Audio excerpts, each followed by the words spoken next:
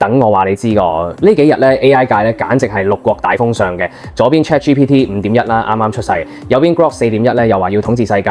Notebook LM 咧又更新咗強大功能啊，連 Comet 咧呢個 AI 瀏覽器都殺埋入 Android 嘅。咁好多人即刻 DM 我救命啊！咁多款真係花多眼亂，完全唔知選擇邊個做主力。咁其實唔使亂啦，如果你係想做圖做 content 嘅話咧，個答案好明顯，一定係 Google 啱出呢隻 Gemini 3.0嘅 Nano Banana Pro。點解？因為佢解決咗以往出圖嘅最大嘅痛點嘅。以前 AI 畫圖啲中文字係鬼畫符，但係 Banana Pro 你睇下佢可以直接畫出完美嘅中文字，筆畫準確，完全唔會有亂碼。